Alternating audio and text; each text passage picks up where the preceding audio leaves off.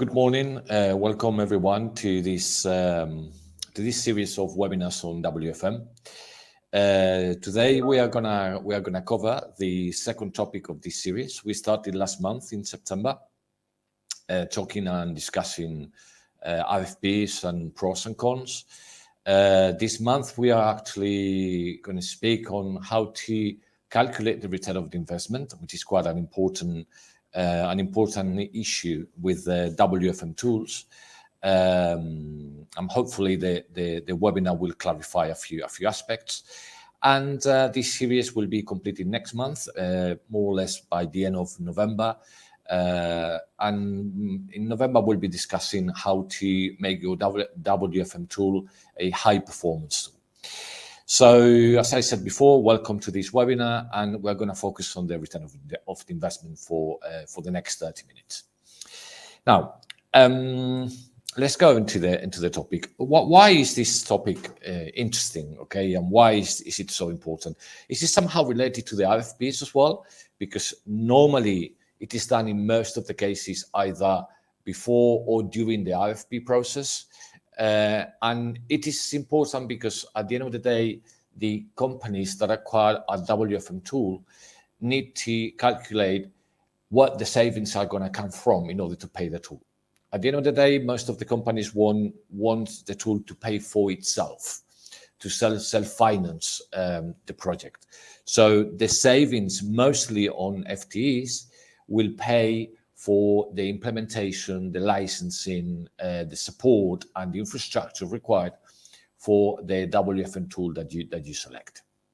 Now, the savings normally are expressed with two main ideas. At the end, companies want to achieve the same results, invest in less resources, or achieve better results, investing the same resources as now or even less than now. So the calculation of the savings comes out of these resources that we save, okay, in one of the two cases, right? Either we achieve the same with less, or we achieve more with the same or less resources. The big question comes here on exactly from where the savings are going to come from. And we need to look at this into a bit of detail because sometimes it's not as clear as it seems.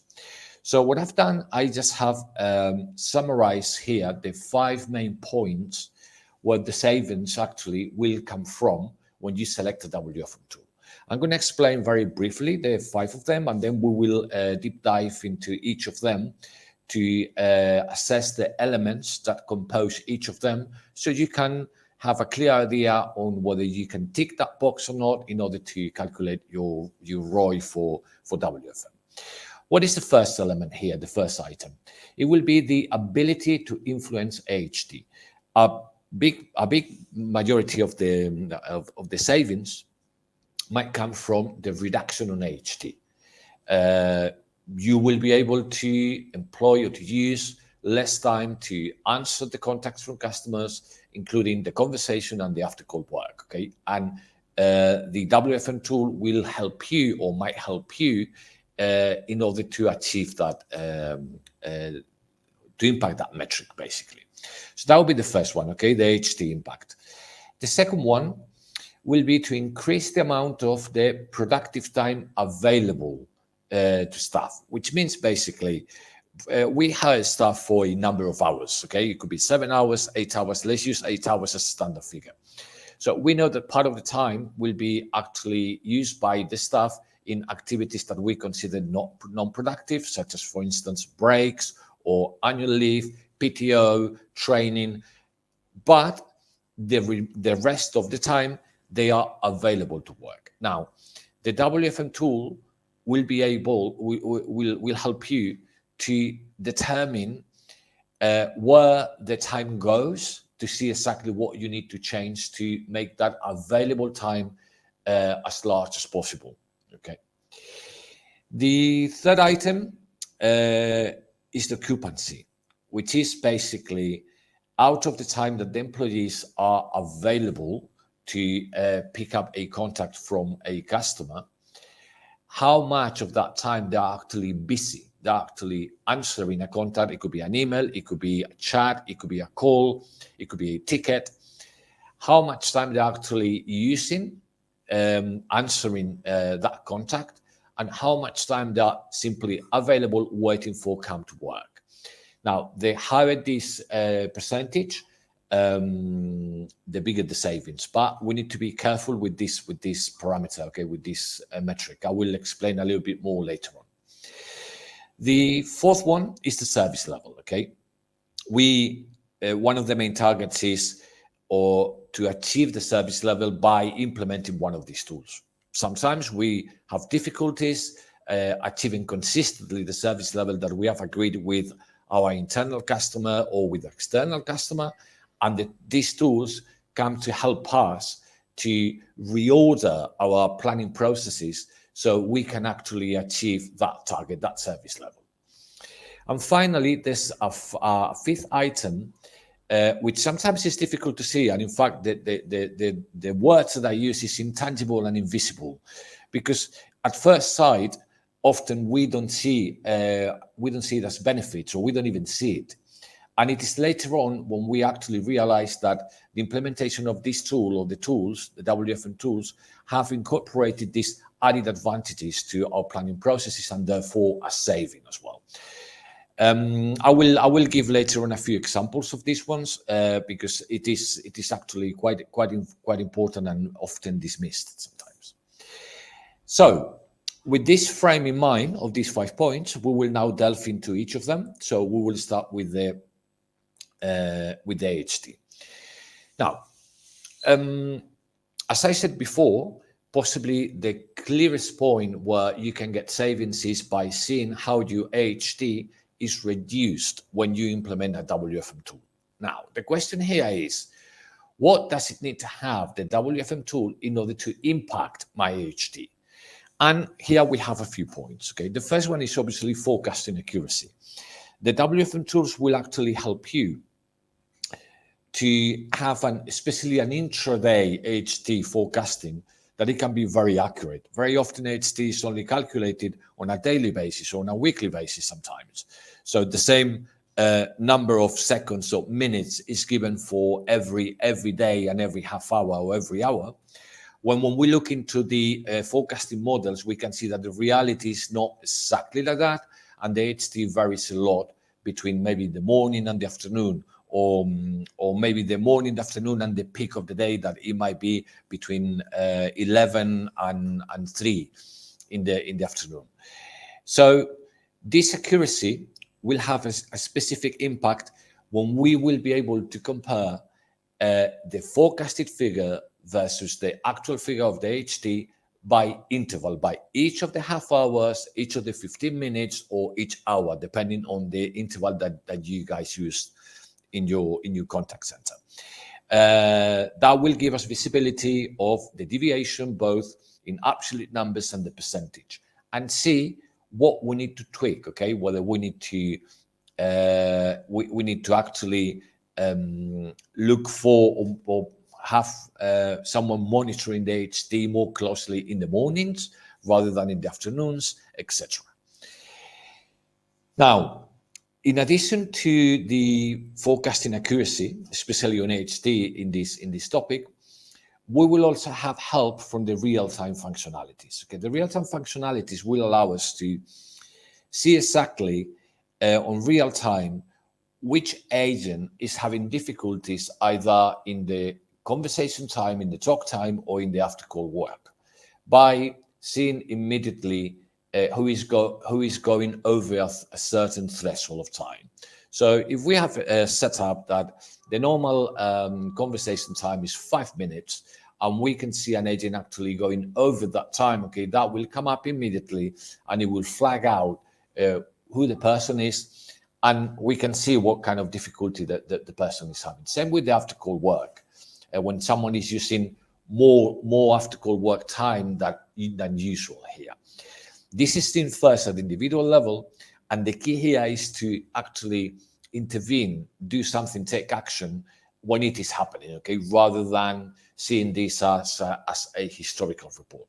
The advantage of WFM is that it will give you this information straight away and will compare what is the agent doing versus what is actually the target, okay, for this particular item.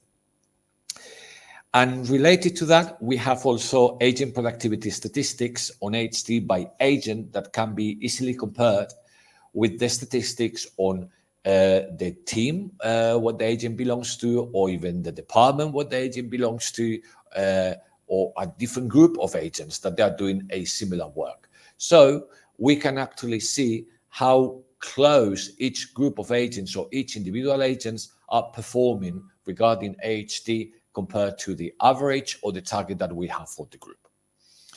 That will allow us, for instance, to determine whether an agent needs more training, more coaching, maybe on systems or maybe on how to handle difficult calls, etc. But the source or the pointer for this action would be the information provided by the WFM tools.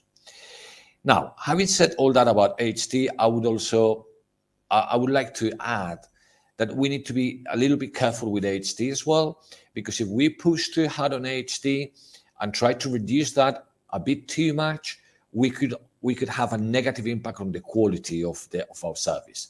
So there's always like a limit or like a red line that we shouldn't cross, and if we cross it, we actually need to know what kind of risk we're taking, and in this case will be jeopardizing the quality of the service and the way we're servicing the customers.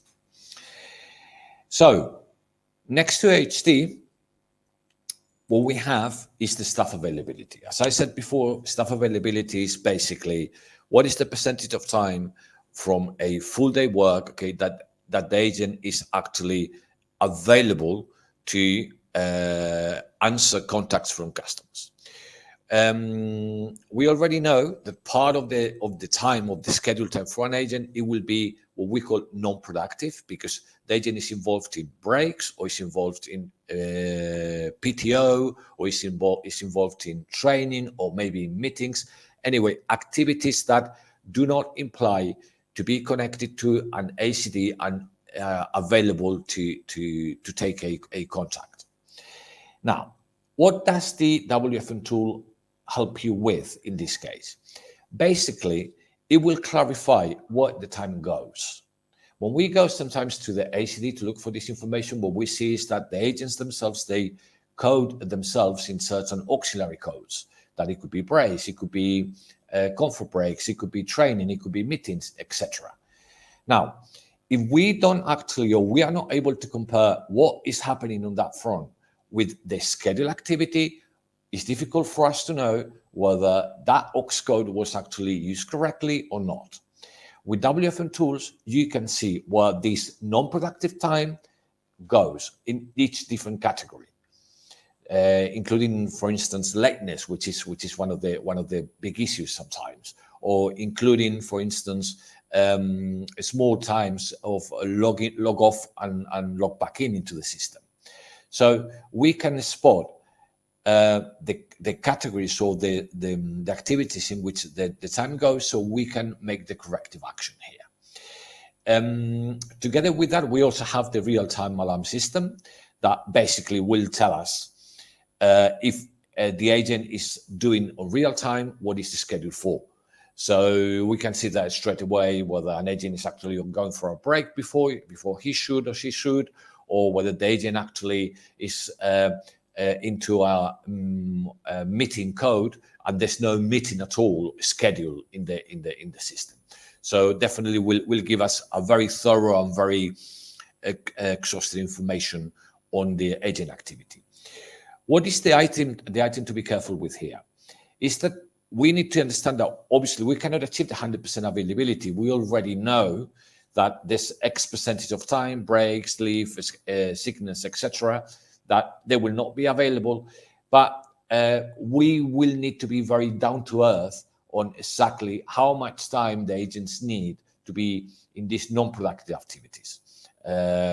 Each company is different here, but that, for instance, can be from 70% available time to 80% available time, okay? And that's more or less the range in which most of the companies move. Mm, Next to staff availability, we have a very important topic, and this is the one that we need to be more careful, but it is the one that possibly we can make most of the savings from, which is the occupancy of the agents. What is the ideal here? The ideal is that the agents the time that the agents are actually available to take calls or take contacts from customers, that they are actually occupied all the time, or at least most of the time. So the ideal would be something close to 100% occupancy. Okay. Now, how can we get a high occupancy? First of all, we need a schedule flexibility. More often than not, one of the main problems is that our schedules do not adjust to our curve of requirements. So because we don't have a schedule flexibility, what we find is areas of inefficiency where we have slightly more people than we should, therefore we have a low occupancy, or maybe we have less people than we should have, where we have a very high occupancy, which it sounds great in principle, but that might jeopardize our service level, okay, if it is too high consistently. So that's the first item, the schedule flexibility. Together with that, and impacting the schedule flexibility, it is the proportion that we have, or the ratio between full-times and part-times. Why I'm mentioning this? Because based on our curve of contacts, the arrival of the contacts in our contact center, we might need more or less part-times in order to occupy, in order to work on the peak moments of the day, because it's easier to place those schedules there than in other parts of the day. So we need to have an appropriate proportion here. There's not a fixed number here, but let's say that if we actually move around the 70%, 30%, 70% full-time, 30% part-time, okay, we will be there more or less on an average. Although I stress that we need to handle this a little bit case by case, because it depends quite a lot on what is the shape of this curve of arrival of our contacts. I mentioned this before, which is what happens when we have a very, very high occupancy consistently. What happens is that we will not be hitting our service level. Okay, we have 99% or 90% occupancy. Possibly we will have our agents too busy and we'll have customers in the queue. So we need to be careful on what is the degree or the percentage of occupancy we aim for. We also need to be careful on departments where we do not schedule based on service level. We really schedule agents based on coverage. The number of contacts that we have in that department is low. Maybe they actually have to service long hours. And what we have basically is pretty much 2 people per shift, and maybe a third person on the peak hours in order to tackle the work that we receive. But it's pretty much based on we need someone to be there, but not based on service level, because we hit service level, a very high percentage of service level. We just need someone to be there available, that's all. So in this case, the occupancy will not be too applicable. We will also be able to increase occupancy using multi-skill and omni-channel agents. So the WFM systems will help us to calculate the number of agents required for both cases, which it gets a bit complicated without a WFM tool. We will also have the resource of the real-time monitoring that will allow us to see exactly how many agents we've got occupied, how many agents we've got available, and how much time they've been waiting in a certain estate. And also we will have tools to manage hot desking in case that we don't have enough desks for our agents, especially at the times when we change from one shift to the other. So we will have tools for that purpose too. What is the biggest red line here for occupancy? That if we aim for a very high occupancy, we might actually burn out our agents, our employees. And that could cause problems with attrition and having to hire new people, recruitment, training, etc. So we need to find a balance with occupancy. It would be interesting maybe in the future to do a webinar on occupancy and to be able to discuss a bit more in depth how to use this parameter, because it is actually quite interesting and useful at the same time. So what is the fourth one that we mentioned? The service level. This is very important for all the companies. I mean, that is a key parameter. Everybody needs to hit the service level, and the service level can be achieved if we manage to have a good forecast, okay, which we mentioned before. In this case, before we were mentioning HT mainly. Now it will be number of contacts, HT, and number of people that we need. Service level will be achieved if we have a schedule flexibility, so we have resources that are able to adjust the maximum as possible to the curve of requirements that it comes out from our forecast. We will hit service level if the agents adhere to the shifts, so they actually follow what it is scheduled. And there are not many discrepancies between what they're doing and what the schedules are saying. That is the importance of the real-time systems, because that is when you can actually see what is really happening with this adherence, and will allow you to act immediately rather than just seeing a historical report. And last but not less important, the WFM system will allow us to respond quickly to situations in which we need to either reforecast because we are getting more contacts or less contact than expected, or reschedule the day because there was some kind of event and we need to move shifts, move activities, move breaks, overtime, etc., etc. Now, it's these four items combined, okay, the ones that actually have an impact on the service level. So when you are measuring your ROI, okay, what you need to look at is by what extent or to what extent each of these items are actually easy to change within your organization. Maybe you have a good focus accuracy, or you can achieve a good focus accuracy with the WFM tool, but you don't have a schedule flexibility. However, you might have a really good adherence to those shifts, okay? And you might not be able to respond too well to refocus because you have low possibilities of reschedule activities during the day. So you can see that in this case, we've got a little bit of, positives and negatives, okay? So that is how you use it. Now, what is the red line in this case with service level?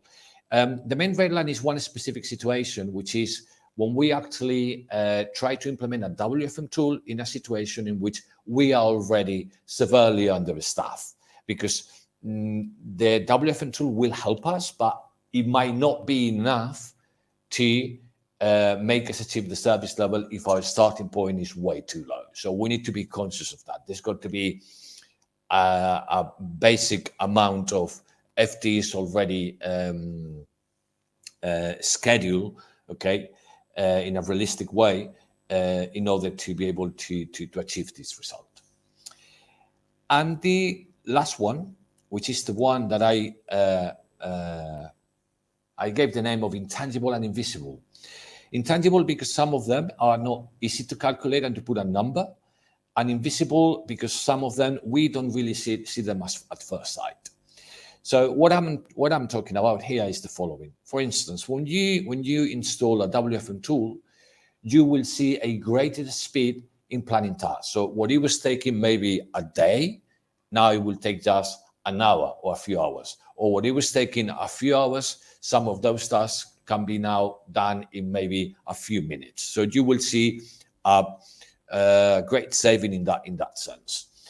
You will also see a lot of time savings in the automation of employee requests for PTO, annual leave, training, overtime, moving breaks, etc., etc.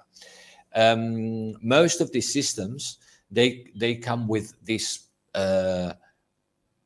employee engagement portals through which the employees can make those requests and get an automated response based on a number of rules that are configured in the background. And that saves a huge amount of time, especially to team leaders and supervisors in this kind of admin task, so they don't have to be behind the agents, okay, asking for replies to certain emails about shift trades or annual leave requests, etc. These actions will also give more time to the planning team to focus on the analysis of what it is happening and executing the action plan rather than collecting information, because it is the system, the one that is collecting information for you and putting it together and giving and presenting it to you in certain layouts that you need, so you can make the appropriate analysis and then take the appropriate action. So the focus of the WFM team shifts from collecting lots of information to actually looking at what you have and see what you can do to improve your results. Okay, so that is actually quite important. That's something that often is not seen at the very beginning. It's only later on with time when customers actually realize that that was one of the big savings of installing and implementing WFM. What is the main red line here? The main red line here is this lack of vision to perceive these intangible gains. So it's not just what we can put a number next to it. There are also these other items that they have an added value.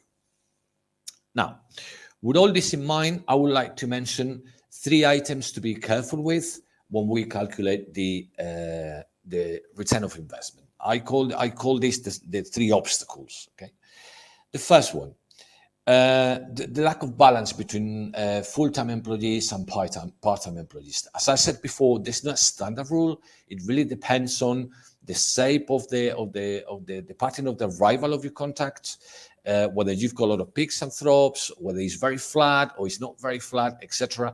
But there's got to be a certain proportion, and the idea is that the part-timers will help you to fill out the peaks, okay, or the troughs. Meanwhile, the full-time actually is like the baseline, okay, which we can consider the more fixed schedules if you want to. So that would be the first one. The second one, scheduling inflexibility, when you cannot really change anything about your schedules. Maybe you work using rosters. And yes, your employees actually change the schedules, but the schedules in itself are the same week after week. All you change is the name attached to it. That, for the planning perspective, is a scheduling flexibility, because you have exactly the same amount of shifts starting every day at the same time, regardless who is doing that shift. So that is actually quite important, to be very honest on how much you can actually move your schedules or make your schedules flexible based on whichever internal agreements you have or legal requirements that you have, depending on the sector and depending on the country as well. And then the last one, the fragmented services. And I will explain this a bit more. When we calculate the return of investment, sometimes we make a very basic mistake, which is the following. We have a contact center of 200 people, 200 agents. So we enter the numbers in one of these return of investment calculators, and it comes up with a number of savings, okay? 3 FTE or 4 FTE. Now, when we look into this with a bit more of detail, it comes out that our 200 agents are actually split in 8 different services, okay? There's maybe one big service with 100 agents, but then the other 100 agents are actually spread across the other 7 services. So for these small services with 10 agents, 15 agents, 12 agents, it's not really that easy to get the savings, because most of them will be scheduled and will be planned based on coverage, not so much on service level. However, it will be easy to get savings just for the 100 agents that they actually work under the same service or the same department, or they basically attend the same type of calls of contacts. So look very carefully, not at the big number, the large number of agents that you have, but in how many departments or services they are actually split, and make the calculation for each of them individually. And that will give you the total number of FTEs that you will save, okay? Rather than doing it the other way around, starting with the big number and going to the small departments. Obviously, the more agents you have working for one service, the easier it's going to be for your company to get savings by implementing a WFM tool. So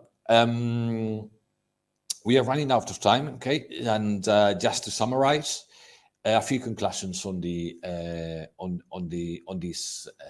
topic. All companies want to save money by using less resources to achieve the same or more results. We need to look into these 5 items, 5 points that I mentioned at the beginning: HD, availability, occupancy, service level, and the invisible intangible. Go into what is fitting each of them and see how many you can take, or to what extent you can actually use them, and that will give you an indication of which ones are important to calculate your return of the investment. And very important, do not dismiss these obstacles, these 3 obstacles that I mentioned at the end. The proportion between full-time and part-time, how flexible you can be in your schedules, and you need to be very honest with that. And the third, how fragmented your contact center is in terms of departments and services. So with this, we have finished. Thank you very much for attending the webinar. If you have any question or any comment, or you want to contact us regarding on more details on how to calculate this kind of savings for specific situations, you can get in touch with us using LinkedIn, our LinkedIn accounts, or going to our webpage, and you can actually find us there, and we will be very happy to answer all your questions. And we will see you by the end of November. We will publish the event in LinkedIn as well, and we will be able to complete this series of WFM webinars for this fall. I hope that you have a good day, and I will see you soon. Bye for now.